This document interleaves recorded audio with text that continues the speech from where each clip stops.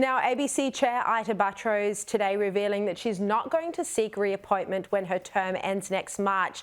But just 4 days ago, she hinted she'd stay.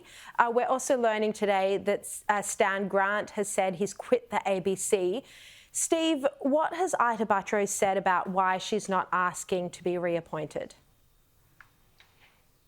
Well, she hasn't said anything really, and that story earlier in the week indicated she might want another term. But look, I think you and I have great respect for the legend of Ita Buttrose and Definitely. what she did as a young woman, particularly working for Kerry Packer and the Consolidated Press organisation. But at 81, I think she's not done a great job at the ABC. I mean, if you look back at her term as chair of the ABC, and I can talk about radio where I have some knowledge, I mean, Metropolitan AM ABC radio is plunging in the ratings in Melbourne and Sydney, the two biggest markets. Now, Ita as chair, what's she done about that? She's done nothing about it. What she's done about the fact that the ABC has no Conservatives working on television or radio? What's she done about the complaints that are made constantly about the bias on the ABC? She's done nothing. So I think. And I have to repeat, I've got huge respect for Ita Buttrose. She, like former board members and chairs of the ABC, Sharri, they go in there and they get captured by the internal staff of the ABC who butter them up, and they end up being like the staff themselves. Good luck to Ita. I think she's had a marvellous career, but I don't think she's done a great job at the ABC. Well, look, not to disagree with you too much, Steve Price, but I do have to say I have great respect for Ita Buttrose. She's always been very personally supportive of me. She's helped me at various points in my career, you know, quite personally. And I don't know what it's been like at the ABC for her, but my understanding, not from Ita Buttrose, but my understanding is that there is a push for the public broadcaster to have more digital experience at the board level. A push for the public broadcaster to have more digital experience at the board level. And so I wonder if that is why the Albanese government doesn't want her to be reappointed for another term. Now, very quickly before you go, an independent... Quite possibly. Yeah.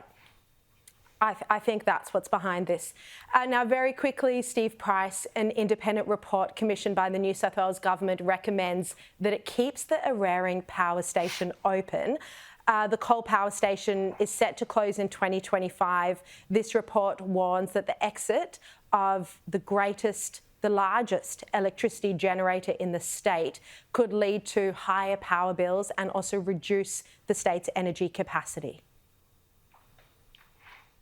Surprise, surprise, they've all now discovered they've got to keep these coal-fired power stations as insurance. I can tell you that what happened today in Victoria, the Minister, Lily D'Ambrosio, went to the Loy Yang A power station in Victoria and said, OK, we're going to shut this down in 2035. We're going to keep it going until then. Happens to be the biggest polluter of any of the coal-fired power stations in the country. So the big two states have suddenly realised when the wind doesn't blow and the sun doesn't shine, we've got to have something as backup. The only backup we're going to have, it seems, is these coal-fired power stations, because everybody's running around, including now Clover Moore, saying that gas is no good. So it doesn't surprise me that Eraring is going to stay open.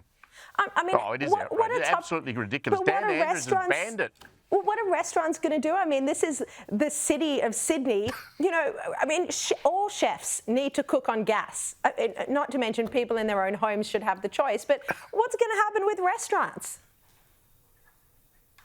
Oh, it's crazy stuff. I mean, you go to any of the great Chinese restaurants in Chinatown in Sydney, and what do you see? You see flames shooting up underneath woks that are red hot. Yeah. You're not going to get that. You can't get that heat with electrical. Exactly. All right, Steve Price. Well, thank you. What we should do is call on all of the restaurants in Sydney that use gas to ban Clover Moore for being a customer. When she turns up, say no booking. Oh, that's all right. She's at her holiday house in the central coast of Umina, so she'll be fine. Steve Price, thank you very much.